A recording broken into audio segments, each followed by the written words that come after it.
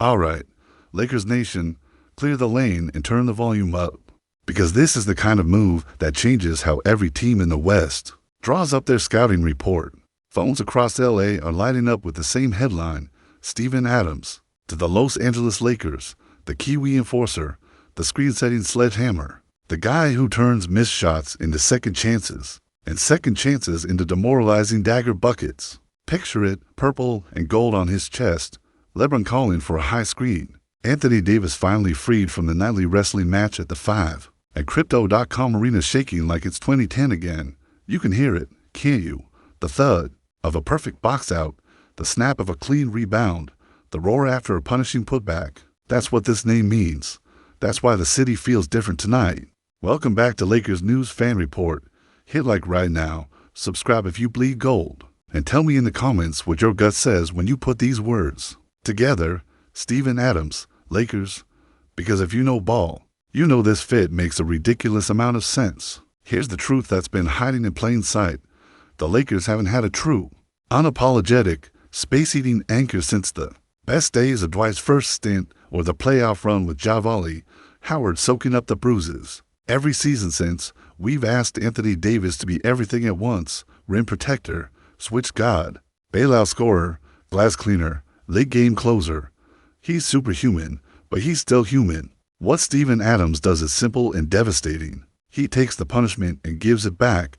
He doesn't need touches. He doesn't need plays drawn for him. He sets bone-rattling screens, flips the angle, screens again, and then buries your center under a box out so violent the weak side forward is suddenly wide open. For the kind of rebound people lastly call effort when it's actually technique. That's oxygen for an offense that too often has had to create advantages with perfect timing, rather than physical inevitability.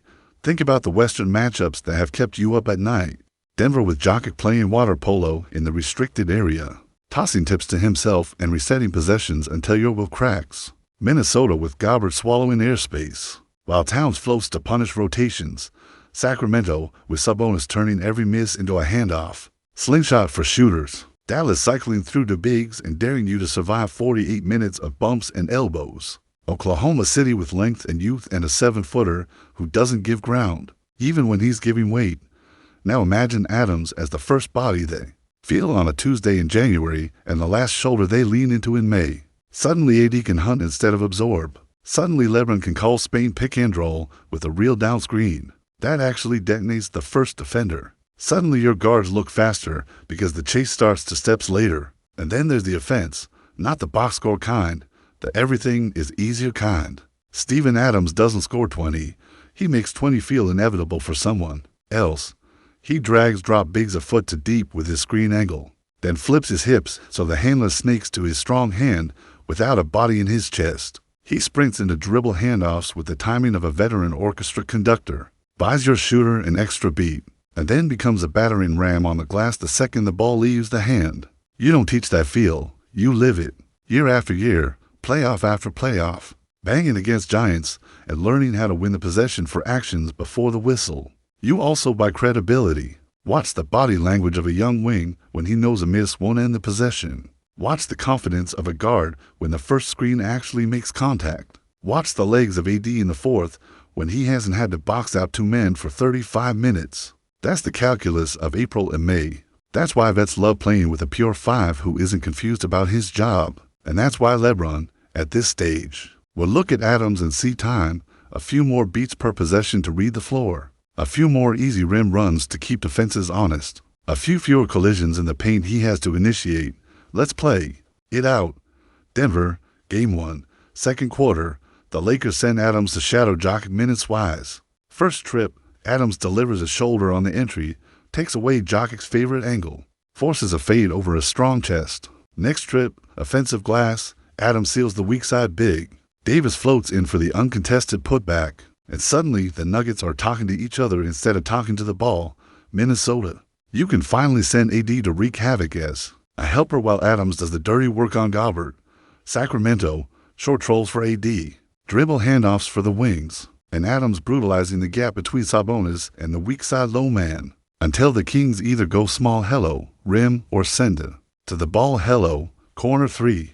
There's a reason playoff offenses are built on the hardest things to stop: screens that actually hit and rebounds that erase defense. Adams gives you both. There's also the identity piece. Lakers basketball at its best has always had a little menace in it. Not cheap shots, presence. Shaq, Benham, Odom-sized waves. Dwight, Javal's vertical pressure. Even the Caruso, Howard bench units that turn games into mosh pits for 5 minutes a night. Lately, we've had skill, pace, and stretches of elite defense. But not that kind of physical punctuation, Mark. Adams brings punctuation. He's the no-layup without forearm roll disguised as a smile. He's the guy opponents feel on the flight home. And in a league that's gotten lighter at the 5, his old-school way suddenly becomes modern again in the playoffs. What about lineups? Start him some nights to set the tone. Close with AD at the 5 when spacing matters, and in between, you get the full menu. LeBron AD staggered with Adams minutes. Second, you need a fence that survives cold spells because the glass becomes your playmaker. And the freedom to go jumbo on nights when the whistle is tight and foot speed isn't the battle. You also finally get to ask AD the question we never get to ask. Where do you want to destroy them tonight? Not can you survive at the 5 for 38, but do you want to erase a wing, live on the short roll, or live at the nail? That's the difference between carrying a team and supercharging it. Now, let's be adults. None of this erases the concerns. Adams has taken real miles, and big men don't log those miles quietly. You need medical sign-off. You need a plan for back-to-backs. You need accountability so that the hard screens stay legal and the fouls stay useful. But you also need to remember that playoff games are played in the mud at least 10 minutes a night. Those 10 minutes have decided more series than any hot shooting quarter you can name. The guy who wins mud minutes wins oxygen. The Lakers haven't owned those minutes consistently since the bubble. Adams is a mud minute merchant, and if you've watched this team closely, you know how many possessions come down to ankle biters, a guard getting clipped just enough that the tag is late, a center who never actually hits the body on the roll man, a back tap that buys you 14 more seconds when the other team is gassed. That's the diet Steven Adams eats. He makes your margins loud. He turns all the little almost into of course. It's not a highlight until you look up at the scoreboard and realize your 8-2 stretch happened entirely on effort plays he started. For the veterans, it's trust. For the kids, it's an instructor who teaches with elbows and footwork. You, Juan Max, Christie, whichever young wing is in the rotation to learn how to crash without fouling, how to carve a lane with a hip instead of a shove. Watch 10 possessions with Adams and copy them. You want your guards to learn how to pace a pick and roll. Run the same action with and without him and let the film show you why angles matter more than speed. There's a reason every locker room he's in swears by him. He's a star in the currency that never slumps, reliability, and on a roster that has often needed a little less if and a little more when. That's not just appealing, it's priceless. Now take a breath and do the cap math. You're not getting him for a handshake and a sunset. Houston likes having grown man size, and they're not giving him away for air. You're talking real value, real salary mechanics, real strategy. But if the front office believes the window is as open as LeBron and AD make it when they're healthy, then this is precisely the kind of adult in the room move that says, we're done playing nice. The West won't give you permission. You take it. I'll be straight with you, Lakers Nation. If it were up to me, I would press the big red button. I've watched too many series turn on 8 rebounds no one should have had a chance to grab, and for screens no one was willing to take a shoulder on. I've seen AD spend November through April preparing for May wars he shouldn't be fighting. Alone, Adams isn't a luxury.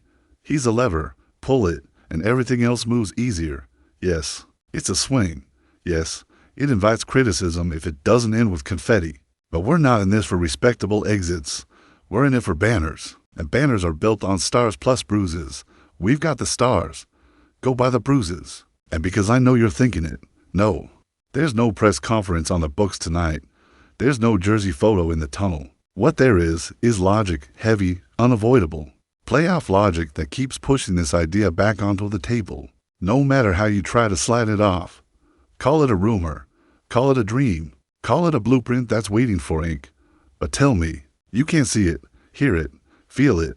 Number 12 setting a screen that you can hear in the 300s.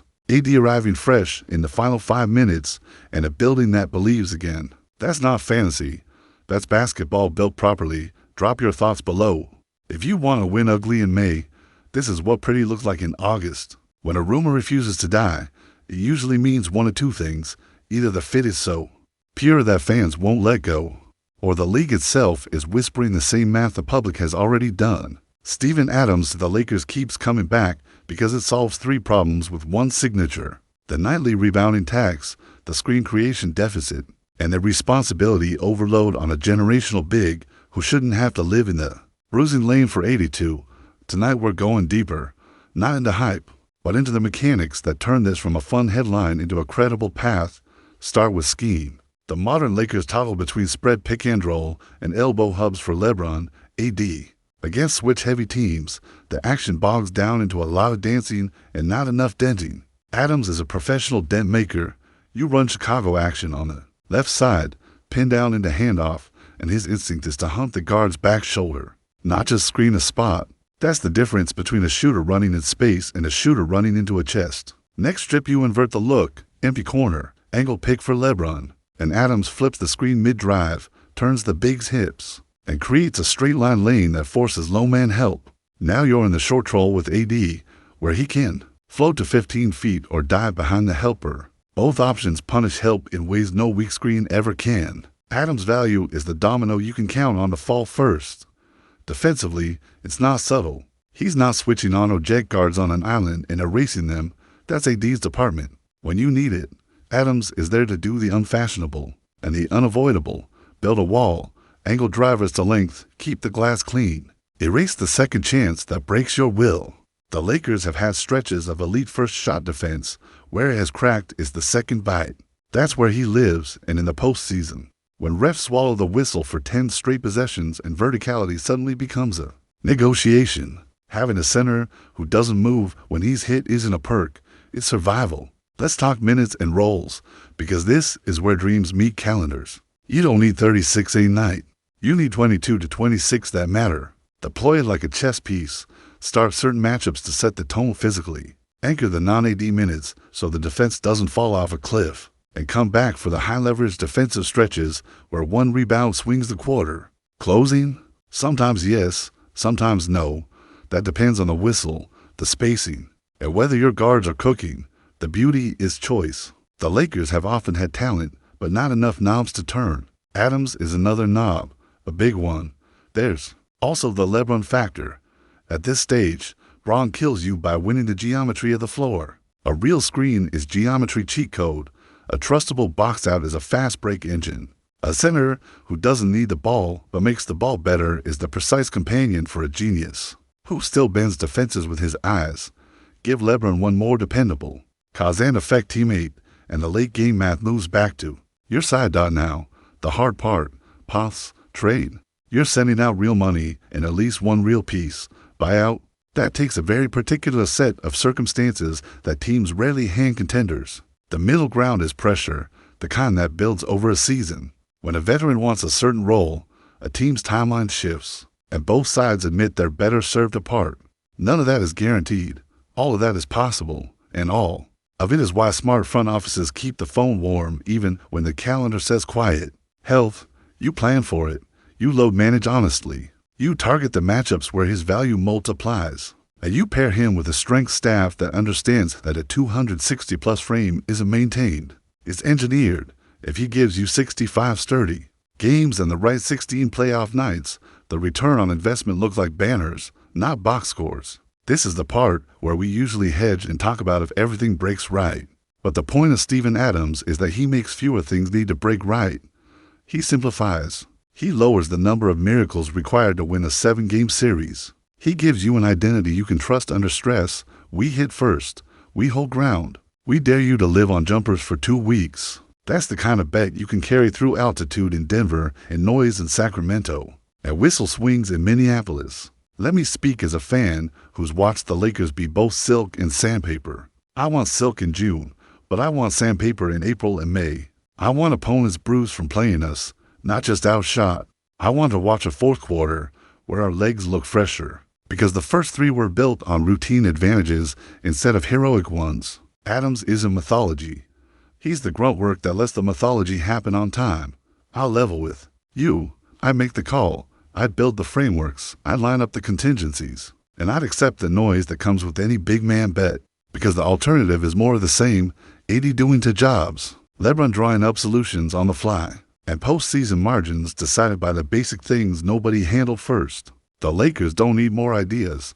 They need mass and certainty. Adams is mass and certainty. And now, the reveal you knew was coming. There's no signed paper tonight. No handshake photo. No number 12 jersey waiting behind a curtain. This is speculation, passionate, logical, playoff-tested speculation from a fan who wants to win the kind of games that don't make highlight reels, only history. If it never happens, it will still have been the right conversation to push, because it forces the front office to stare at the exact kind of problem that has ended our seasons. If it does happen, remember this feeling you have right now, the one where everything makes sense, where you can actually see how the puzzle pieces lock. That feeling is called a window, and it doesn't stay open forever. So, Lakers Nation, it's your turn. Do you want the skill we already have plus the pain we can buy? Or do you want to keep living in the land of if? Drop your thoughts below. Your voice waits this city. It always has.